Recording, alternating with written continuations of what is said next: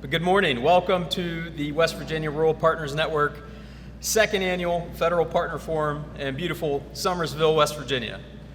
My name is Ryan Thorne, State Director of USDA Rural Development in West Virginia, and it's my honor to welcome you to this year's Federal Partner Forum and act as your MC for this morning's program.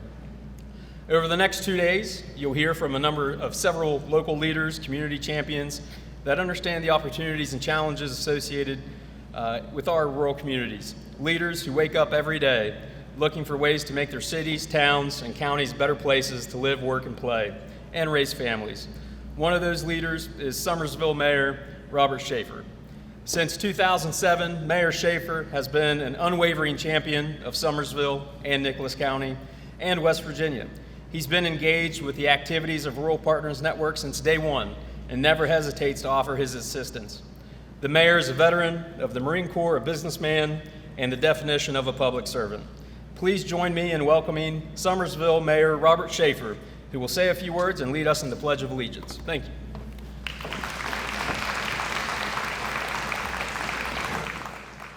Welcome to the city of Summersville, a small city with big city opportunity and attitude. Our city has something for everyone.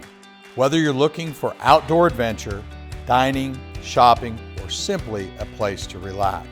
We're home to Summersville Lake, West Virginia's largest lake and newest state park. There you can kayak on tranquil waters, explore miles of breathtaking mountain trails, or just unwind by the lakeside. And if you're looking for a thrill, you can experience our world-class rock climbing and some of America's best whitewater rafting. Located here in the heart of West Virginia, we're the gateway to the New River Gorge National Park. So whether you're a solo traveler seeking great views or a family looking to create lifelong memories, Summersville is the perfect destination for everyone. Welcome to the city of Summersville, our little piece of paradise.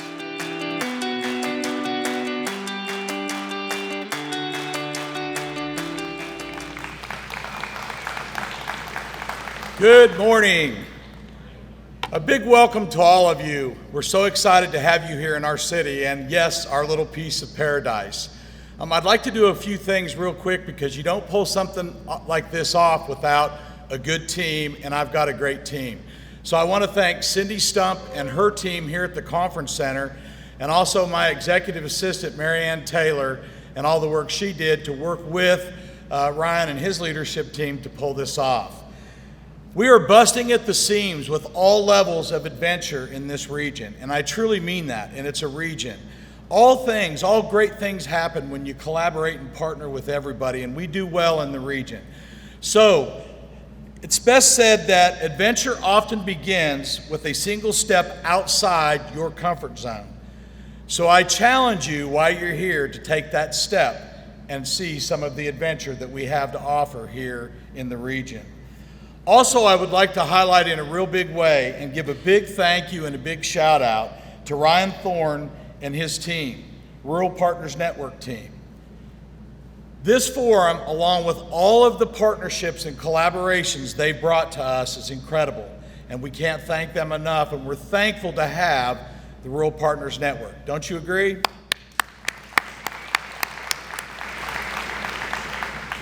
So our home is your home. We want you to enjoy your visit. If there's anything that we can do to assist or aid, please reach out to us.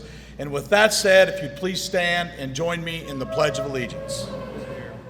But thank you again, Mayor, for your leadership, your friendship, and for hosting this year's RPN Federal Partners Convening in the great city that you and your constituents call home. We have an incredible 2 days ahead of us.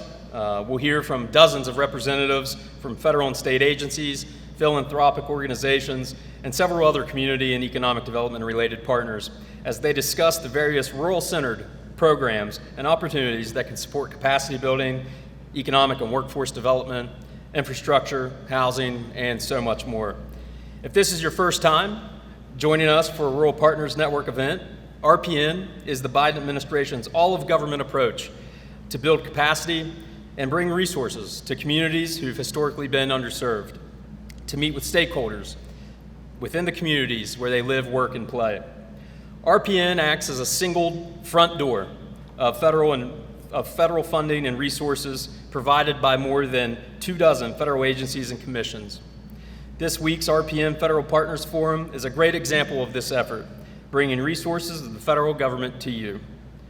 Like the resources of USDA Rural Development.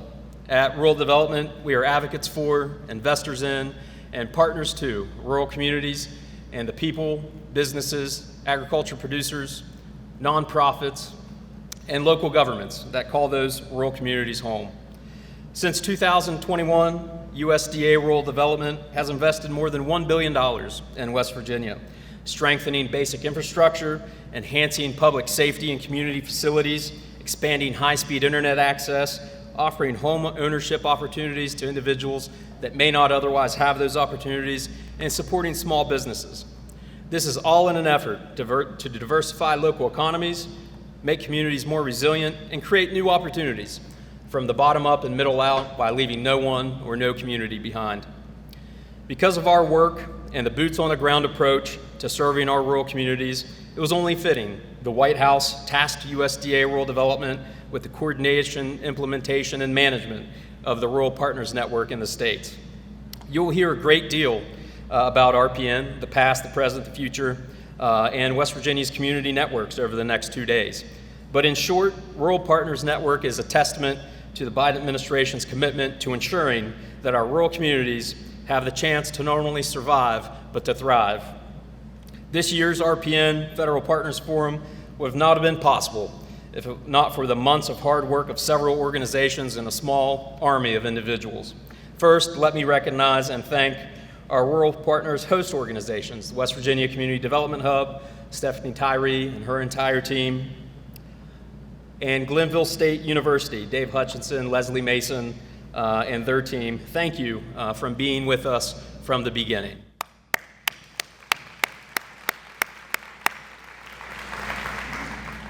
A big thank you to USDA Rural Development, RPN staff, Kaylee Kyle, our lead here in the state. I would definitely be lost if it weren't for her leadership in RPN. I was kind of bitter at the start. I initially brought Kaylee in to Rural Development as a community development specialist just to help me with this work across the entire state. And then the RPN opportunity came about, and she quickly jumped at the chance to lead those efforts, and I'm glad she did. So thank you, Kaylee. Also, we have 3 community liaisons whose job is solely to engage with and support the rural communities of RPN. And those 3 are Kent Walker, Nancy Gall, and Adam Stallings, who are all hiding here in the back left corner. In West Virginia, we're unique from other RPN states where I thought it was important that folks didn't think that Kaylee and I were making all the decisions on RPN, because it is a bottom-up, community-focused initiative. And so we formed a steering committee made up of the community, the RPN communities, and also independent sort of folks that are involved in community and economic development, but don't necessarily have a vested interest. Well, I shouldn't say that. They all have a vested interest in seeing West Virginia succeed, but weren't initially part of it. And so thank you to our steering committee members, James Bush, Marlo Long, Martin Jenkins, Tara St. Clair, Bill Woodrum, Candace Helms, Tawana Wright, Ken Tawney, Mayor Jerry Dornberg, Melissa O'Brien, and Commissioner Lisa Godwin. Also, thank you to the RPN national team, Lee Jones, who's our national executive director, and Christine Sorensen, who you'll hear from in just a few minutes. Also, thanks again to Mayor Schaefer, Marianne Taylor, and the team here at the Summersville Arena and Convention Center for hosting us over the next 2 days. Thank you to our keynote speakers, President and CEO of the Housing Assistance Council, David Lepetz, who you'll hear from later today, USDA Rural Development Undersecretary, my boss, Secretary Basil Goodwin, and Small Business Administration Deputy Administrator Dilwar Syed, who you'll hear from tomorrow. Also, Thank you to all of our panelists, moderators, community stakeholders, and to each and every attendee for taking time out of your week to join us here. Last, but certainly not least, a special thank you to our event sponsors, the City of Summersville, the Claude Worthington Benedum Foundation, Truist Foundation, Midstate Ford and Chevy, and Northside Chevy GMC. If it weren't for our sponsors, we wouldn't be able to host lunch and have coffee in the morning, so thank you all. And I am sure there are dozens of others who I've failed to thank. So thanks to everybody who made these 2 days possible. So the investments that we make at USDA Rural Development and across the federal government for that matter wouldn't be possible if it weren't for the authorization and appropriation of those funds from Congress. I may be biased, but I like to think that West Virginia has the best congressional delegation in the country. Both of our U.S. senators sit on the Senate Appropriations Committee, the only state in the United States has both senators sit on Appropriations Committee, which is a very powerful committee to bring resources into their states. Senator Manchin is chairman of the Energy and Natural Resources Committee, and Senator Capito, the ranking member of the Senate Environmental and Public Works Committee. I've seen a few staff here today. I believe I saw Jennifer Piercy sneak in. Jennifer's the Economic Development Director for Senator Capito, and I think she brought a couple folks with her as well, so thank you for being here. And Alex Hewitt, local field rep for Senator Manchin, thank you for being here. And we have the senators were not able to join us in person. The Senate is in session, but they did provide some videos that we'd like to share with you to offer their greetings to mark the occasion. Serving in her third term, Congresswoman Miller is also well placed to help West Virginia, serving on the powerful House and Ways Committee and Means Committee in the House, specifically on the Trade and Health Subcommittee. In addition to her committee assignments, she has roles on a number of congressional caucuses, including the Main Street Caucus, the Appalachian Caucus, Coal Caucus, and so many more. While the Congresswoman is not able to join with us today, her local field representative, Jonathan Hall, is joining with us and will provide a greeting on her behalf.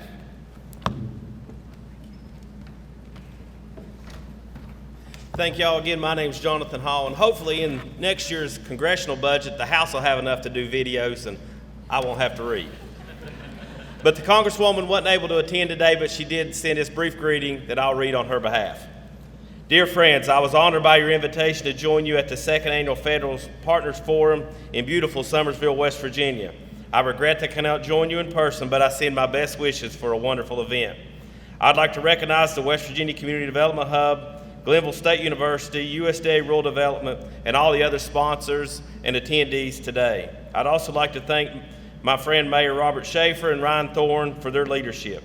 I look forward to hearing about the success of this year's events, and hopefully I can attend next year in person. As a representative for West Virginia's 1st District, I am honored to be your voice in Congress. Please know that I am fighting every day to ensure that West Virginia's needs and priorities are taken into consideration. If I can ever be of assistance to you, please do not hesitate to contact me.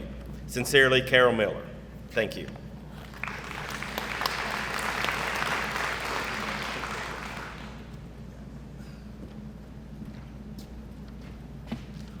Okay.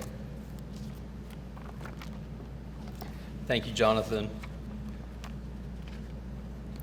So now I have the pleasure of introducing our next speaker, Christine Sorensen.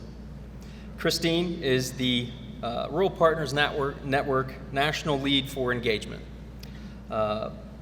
She's part of the team that's designing and implementing RPN from the national level. Christine has more than 30 years of experience in rural and community economic development. As I would say, she's very well seasoned in this field. She has been an incredible help from the early days of RPN. I remember in September of 2022, Christine came into West Virginia and we socialized the idea of RPN around to various stakeholder groups, and we definitely appreciate her involvement, her engagement, her support and leadership from day one. So please join me in welcoming Christine Sorensen.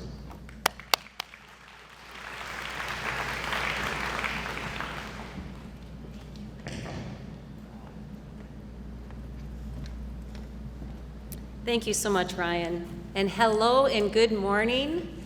I'm just so excited to be here. As Ryan said, very early on, gosh, what has it been, 2 years now, almost 2 years. It really was a road trip across your great state to say, hey, guess what? We've got this idea. We've been tasked to come up with something called the Rural Partners Network and to figure out a way where the federal agencies can do a better job for you, right?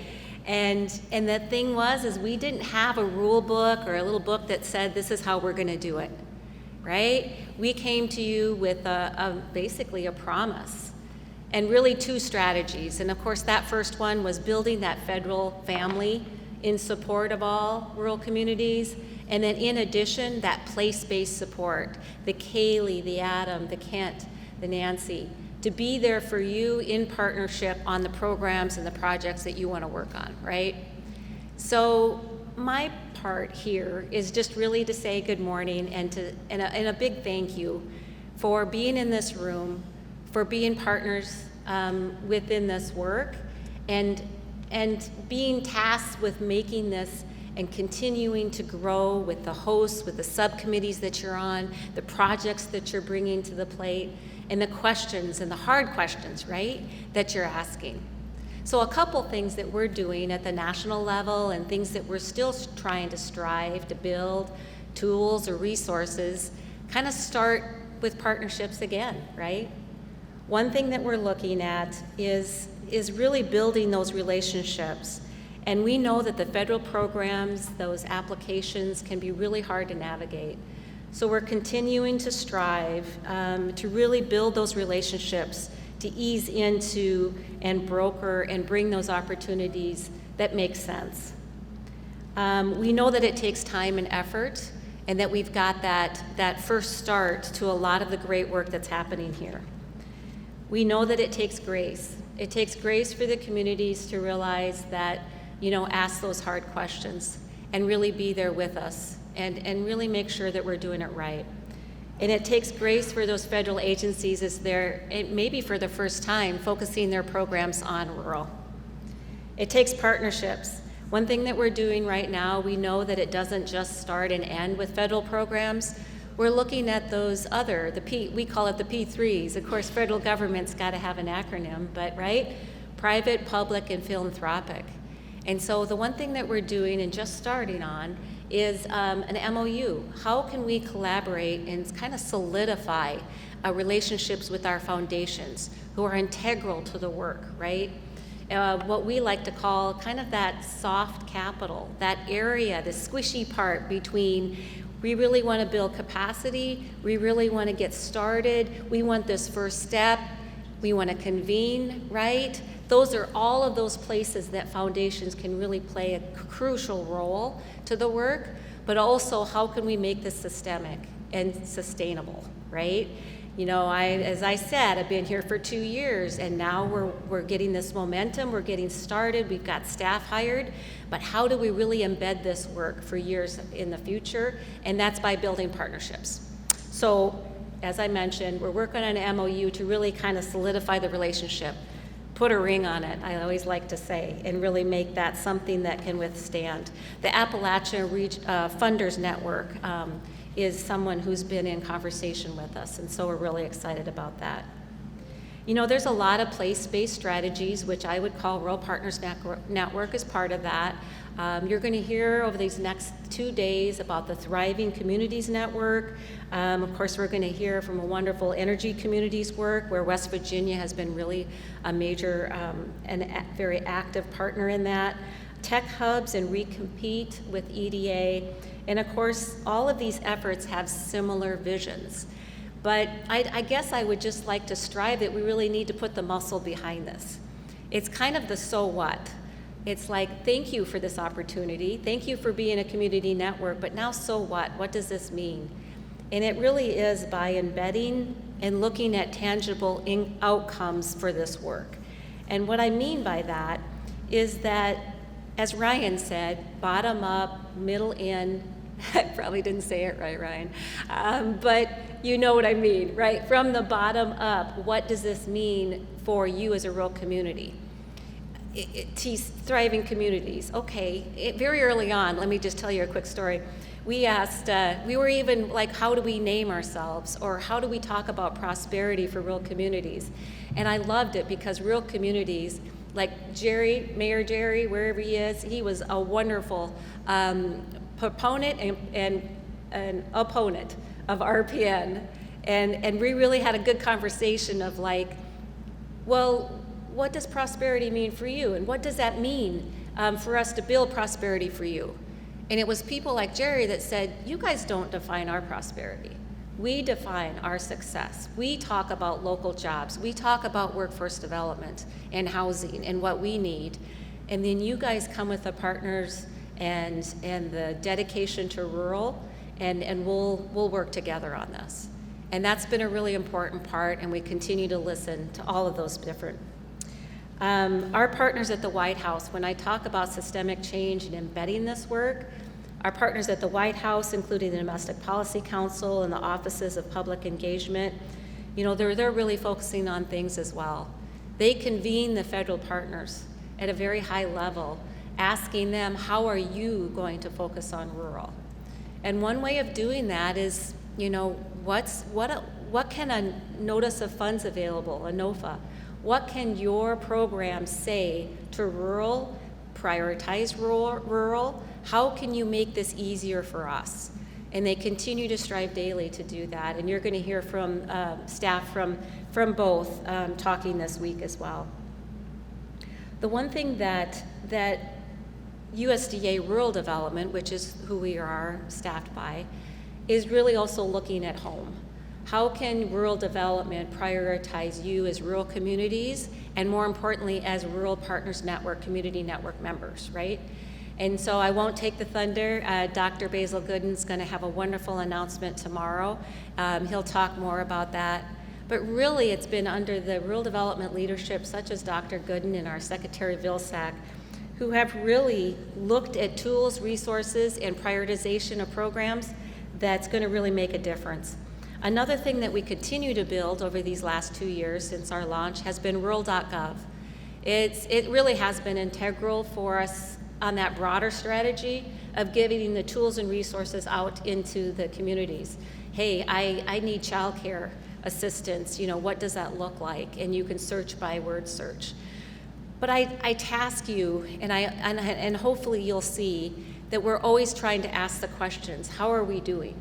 Is this really serving your purpose? So please let us know.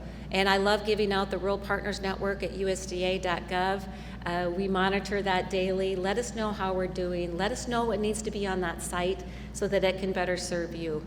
But most importantly, the second part of rural.gov is the blogs and the stories that you are all writing, or that Kent or Adam write on your behalf, right? It's those success stories that really help other communities feel like, oh, if they can do it, maybe I can do it. We've got similar populations.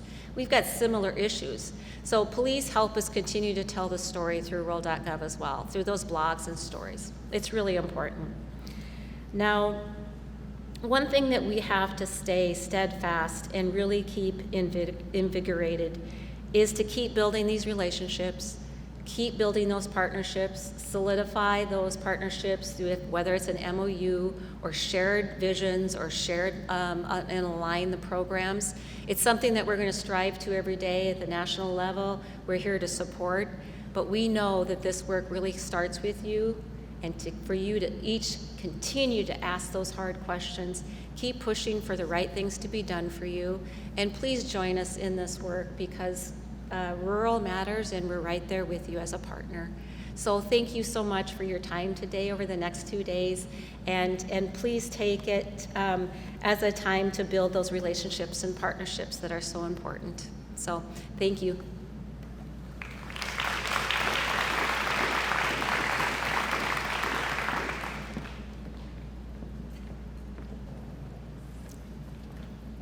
All right, we'll get the hang of it before lunch.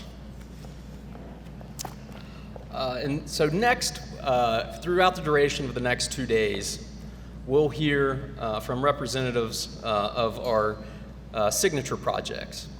The Domestic Policy Council, the White House, RD leadership, early on said, you know, let's look at some projects that we can really sink our teeth into, that can really make an impact, not only in a community, but across an entire region. And so we have 6 signature projects. I believe we'll hear an update or some information on all 6 of those signature projects throughout the next day. And so I will introduce Judy in just a moment, but I want to take just a minute to recognize a number of individuals who you'll hear from later today. We really brought the firepower in, and we couldn't do this without the support of our federal partners, agency partners. We have Regional Administrator Adam Ortiz from the EPA. We have Brandon McBride, Executive Director of the Appalachian Regional Commission. We have Brian Anderson, Interagency Working Group for Coal Communities Executive Director, West Virginia native, former Director of NETL up in Morgantown, and Deputy Assistant Secretary Macbeth with the Department of Transportation, and countless others. So we really brought some firepower in to talk with you all, network with you all, and learn about some of the opportunities that you have. And also Regional Administrator Matt Heckles with HUD is also with us. So we really brought in a lot of key officials to hear from, to learn from, and to work with you over the next 2 days. So our first signature project is with the West Virginia Hive, and so we'll hear from Judy Moore. Judy Moore joined the New River Gorge Regional Development Authority in May of 2017 as a regional business advisor for the West Virginia Hive, the entrepreneurship program of the NRG RDA. In July 2022, Judy was promoted to the New River Gorge Regional Development Authority's Deputy Director of Operations and continues to serve as the Executive Director of the West Virginia Hive. As Deputy Director of NRG RDA, Judy supports the operations of the organization, working alongside the NRG RDA. I tell you what, that's Executive Director. As the Hive Executive Director, Judy focuses on establishing partnerships and alliances that provide increased access to resources for businesses and entrepreneurs. She works with her team of business advisors, support network, and funders to bring about more effective and efficient means through which regional entrepreneurs can operate successful establishments. Judy serves on the Tamarack Foundation for the Arts Board of Directors, the West Virginia Community Development Hub Board of Directors, and the West Virginia Women's Business Center Advisory Board. Judy holds a Bachelor's of Fine Arts degree from American Intercontinental University and a Master of Science in Integrated Marketing Communication from West Virginia University. Please join me in welcoming Judy Moore.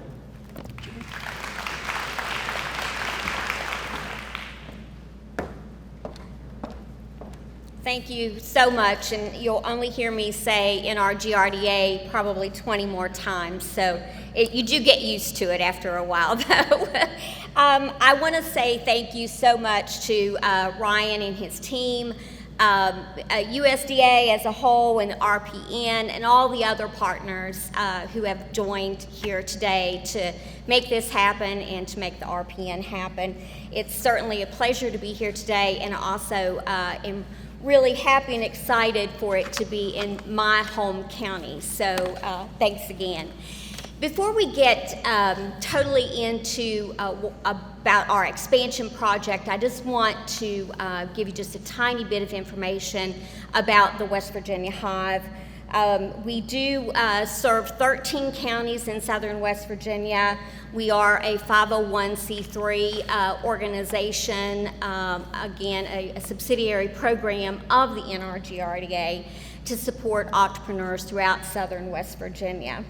And you can just scroll on past all of those.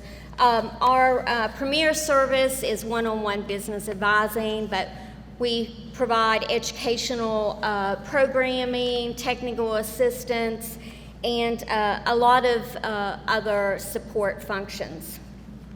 And so when it comes, though, to our RPN expansion project, we are always trying to provide additional services for our entrepreneurs in southern West Virginia. And so there was an established need to bring about additional West Virginia Hive satellite offices and also a food incubation hub to support all of our food entrepreneurs. And that is what our expansion project is all about. Next slide.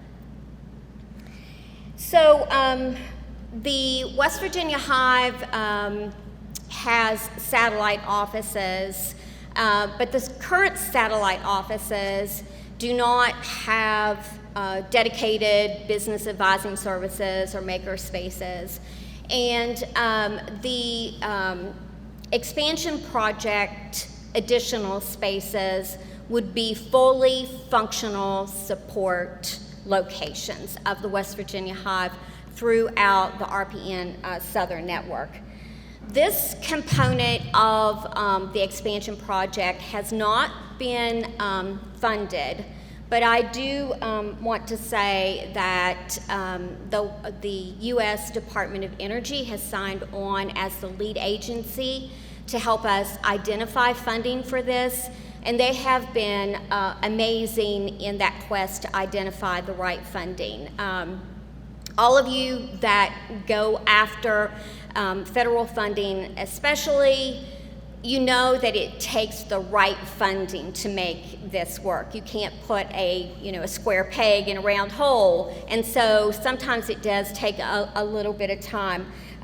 Specifically, we're looking to bring these satellite locations to educational institutions, and we want to really be able to reach our student population, but also make it available to grow entrepreneurs who have an interest in green technology and green business practices. Next. Our second component of our expansion project is the Food Incubation Hub, and I'm so excited to say that this component has been funded. The funding came through the Rural Community Assistance Partnership. It was shepherded through the Appalachian Regional Commission, and it is being administered by the USDA Rural Development. And I could tell you that I truly think this was the easiest federal funding process that I've ever gone through. We received tons of support through the RPN support team, Ryan and all of his group. And as you can see, we are going to be based in what used to be the Ruby Welcome Center. This is an amazing building that has not been utilized for a long period of time. And so we will be working to do a ribbon cutting and a more formal announcement about this, but this will be the home of the West Virginia Hive Food Incubation Hub. The incubation hub will not only include a kitchen, a commercial kitchen, but it will also include a dedicated food-based advisor, and we will offer specific educational programming for the food businesses that we support. Next slide. And so what does it mean to be a USDA RPN signature project? First of all, it fills you with a whole lot of pride that you get this designation. It has shown a lot of light on the West Virginia Hive and all of our efforts, and that is so, important for everyone to know, not just our federal funders, but also all of the others. We have funding from foundations and state and private funders, and so they like to see and know that those that they're supporting is doing good work, and this has certainly helped us in that regard. It also has introduced us to resources that we had no idea existed before. We really had no idea that the Rural Community Assistance Partnership Funds existed. The partnership that we've built with the U.S. Department of Energy, I could just go on and on, but it has really meant and continues to mean a whole lot to us. So again, I want to thank the USDA, RPN, and all the partners.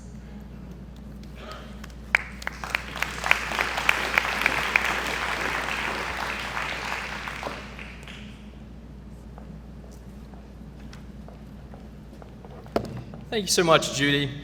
And thank you for the continued leadership and the great work that Hive does for entrepreneurs and small businesses day in and day out. Rural Development has been a long-time supporter of Hive, providing them with 2 rural business development grants over the years that allowed them to move into their current space and to upgrade their space and expand on their offerings. And it's truly been money well spent as the Hive continually fills the gaps that exist, and helping entrepreneurs take that idea and turn it into a business, or support existing businesses to help them grow, expand their products, expand their markets, helping create jobs and diversify the local economy. And so that's why I'm incredibly proud that we were able to provide them with a $750,000 grant in partnership with ARC through the Rural Community Advancement Program grant. So I'm assured that that will also be money well spent towards this signature project. And so before I turn it over to Kaylee, one other quick, I don't want to call it an introduction, but want to point out that we have Kellyanne Blasek from the White House Domestic Policy Council joining us this morning and for the next 2 days as well. Kellyanne is a strong, her leadership and her insight has really been helpful as we guide through RPN and other areas through this. So with that, this concludes my sort of emceeing for this morning's program. Sorry it was a little bumpy start. We'll get it worked out for the rest of the day. But again, thank you so much for taking time out of your week to join us here in Summersville. Thank you so much for everyone who played a role in making this happen. And I also want to quickly recognize the Nicholas County Community Foundation and United Bank, and Speaker Roger Hanshaw also for their support and sponsorship of today's of the RPN event. So thank you all so much. I look forward to networking and chatting with you all for the next 2 days. Thanks.